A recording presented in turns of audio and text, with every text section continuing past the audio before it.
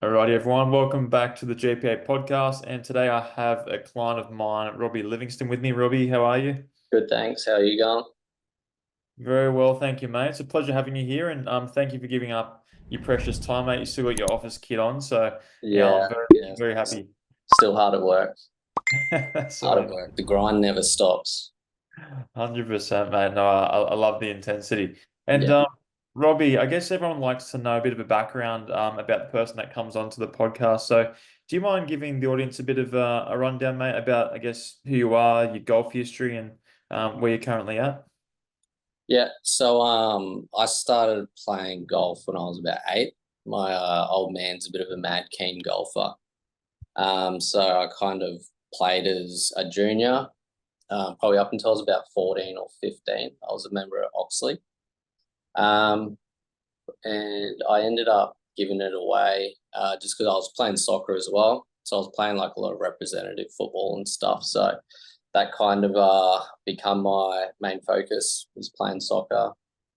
And then yeah, just as I got a little bit older, um, and a few of my mates getting into golf, so they've kind of yeah motivated me and dragged me back into playing.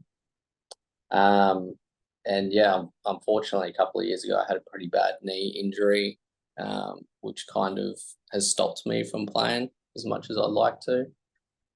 Which is yeah, where you've come in handy to get me back out on the course a bit more regularly.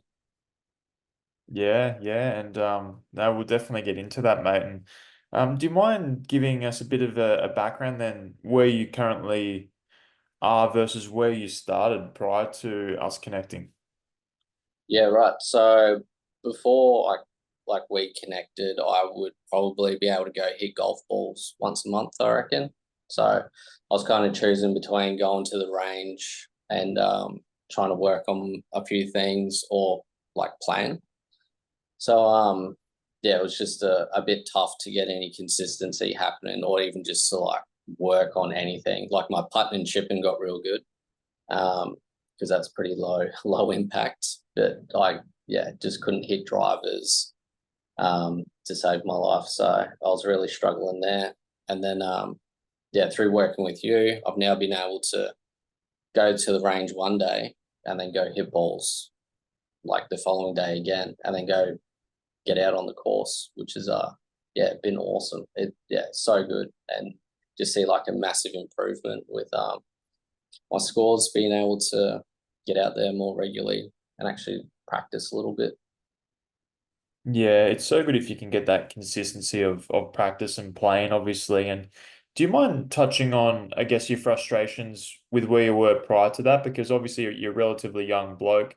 Feel free to share your age if you like, but I guess mentally you probably had that capacity to do more, but physically it sounded like it was holding you back. Yeah, 100%. Yeah, I'm only 33. So yeah, still relatively young. But yeah, I was just yeah, just dealing with that constant like knee pain, even just being at work, like having a desk job, getting up from my desk and it would be stiff and sore. So that's kind of all gone now. So that bit, yeah, just very, very frustrating not being able to do the things you want to do, especially when your like best mates are out there on the course like every weekend and you're like just can't get amongst it. Bit of FOMO really kicks in, and yeah, I was just kind of yeah, just looking to like just get back into it and just be able to can play consistently. So yeah, and that's where you've come in. You've been a great help. And I was seeing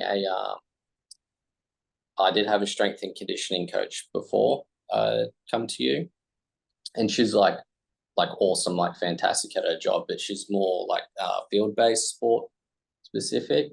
Um, so I think it just really does take someone with like a bit of expertise and knowledge, because the golf swing is such a it's a unique movement, and yeah, I just really think having someone that understands the movements properly and what's involved and where you need to be strong and flexible and mobile just makes like a huge difference.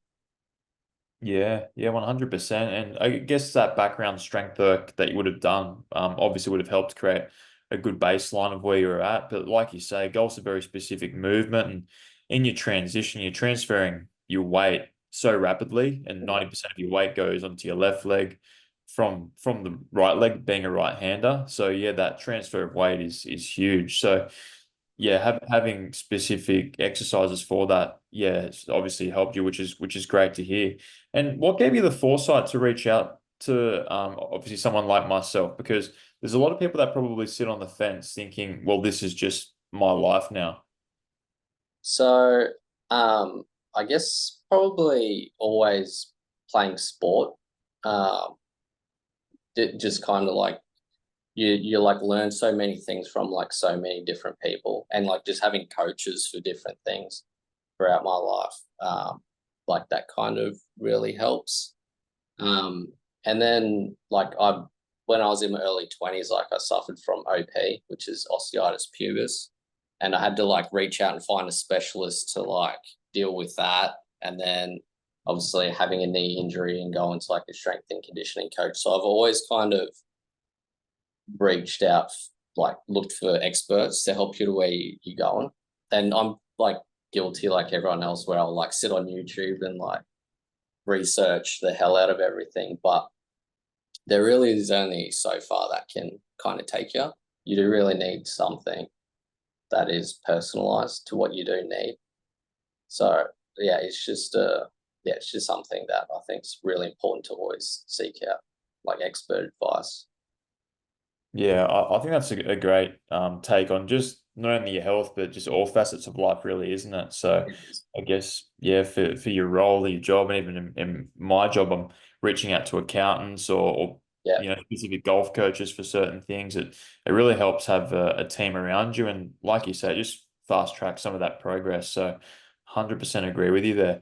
And do you mind talking about the specifics then, how some of our training might be different to what you've done in the past and what sort of exercises you're doing? yeah. So there's been a lot of different exercises, like a lot of rotational stuff. For like my upper back, because sitting at a desk all day, you get like very tight. And like it's quite funny. A lot of like physios and people that I've seen in the past, they're like, Jesus Christ, you can't like twist at all, and that's it's not good for being so young. Um, so yeah, there's been like a lot of like those like rows with like a rotation in it. That's just an absolute game changer. That exercise, I love that. And then just a lot of the um, like like posting up on that left leg, a lot of single leg work has made a huge difference as well. Um, and yeah, having like the box jumps in there, yeah, it all just makes a big difference. Yeah, yeah, 100%. And did you have any hesitations of doing this sort of stuff with the past knee injury as well? Because I can imagine if it's been there for a little while, there would have been some mental barriers to push that as well. Yeah, definitely. Like just sometimes dealing with a bit of like stiffness or soreness after a session. There is kind of that aspect of it, but then it just comes down to me like managing and making sure that I'm taking care of myself after the gym sessions, like getting on the foam roller and doing my stretching and mobility. Like that all makes a big difference. And like I did kind of learn a lot of that the hard way with like just doing the strength work and then not doing the other stuff. And then you just end up like so tight again. Um, so yeah, but in terms of hesitation with like the exercises or concerns, not particularly, just because I've kind of always worked out, or always done some kind of physical activity. Yeah, yeah, that's a great point. And do you have any structure then, let's say prior to golf or prior to your workouts in terms of a warm up, and let's say afterwards as well, do you have further recovery strategies you can talk upon as well? Yeah, so probably for the last like 6 months or so, what I've been doing is I basically have a foam roller like next to the bed. So I set my alarm 10 minutes earlier than what I need to get up, and I'll spend 10 minutes on the foam roller in the morning. That, yeah, just makes me feel all the creaks and cracks get out before you even get going. And then yeah, I kind of just get stuck into my gym sessions at lunchtime typically. And then yeah, the evening just when I'm watching TV, same thing, foam roll, stretch, and then just yeah, make sure I get to bed at a decent hour and get some sleep. Good, good. No, I love it. And for those that are listening, yeah, I'm similar. I have my roller in my living room. It's behind me right now. So Yeah. throughout the day, if I'm feeling tight, I'll just jump on it for a couple of minutes, reset, get back to the desk, and yeah, I think being a limber is certainly important for sure. And obviously, training consistency is a really big thing. And I guess I harp on it quite a lot that Mm. keeping on top of your routine is really important to get those gains over a long period of time. You haven't struggled with consistency. Like I haven't really had to mention, hey, Robbie, you're falling back. So, what do you think makes you different in that sense? And any advice for people that might struggle with a bit of routine and consistency? Anything you can give them? So I think what makes me maybe a little bit different is just like probably since the age of like 16, I've always worked out. Like I've been in the gym and always been very active. I like how I feel, like how it makes me feel mentally, makes the day a whole lot less stressful. And I've kind of always just tried to make it so I can't fail. So like whether that's getting up early in the morning and going to the gym, it's like okay, it's done for the day. I've already finished it. Or at the moment, I work out at lunchtime, and then but I've never worked out in the afternoons because I always found once I finish a long day at work, I just want to go home. So I kind of like pick pick times that I know I can get a workout in, and I'm not just gonna like bail on it. So it's like been so it's kind of always been like one of my strategies, either like getting up a little bit early or getting it in at lunchtime.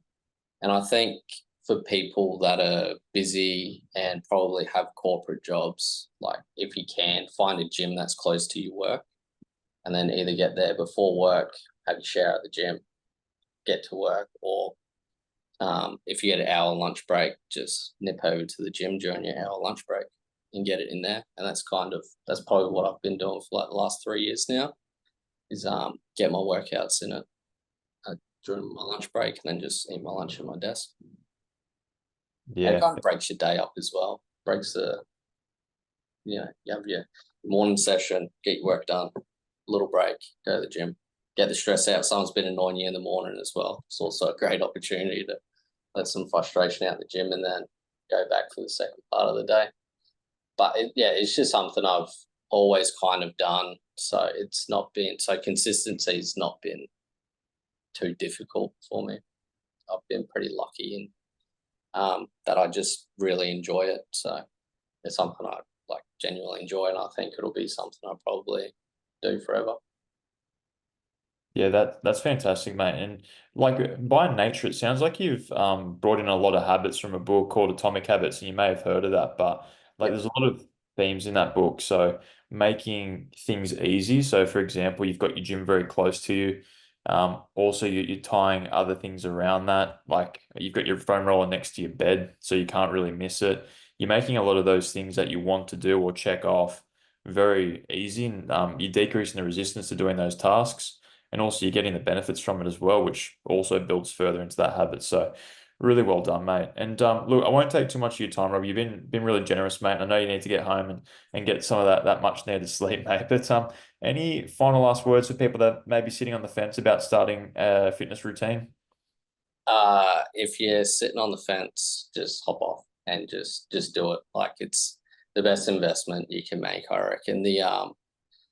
Yeah, you see people out there with like the brand new QI10s and lab putters and stuff, but they've just got a honking swing. So it's like just get your body moving right and you'll feel so much better. And it's also like the exercise and stuff that I've learned over the last few weeks of working with you, like I'll be able to take that to the grave with me. Like I'll have that for the rest of my life. So I think yeah, it's not just getting your exercises and your routine, like you're buying knowledge as well. So and I think that's yeah, it's just important to have all the information you can.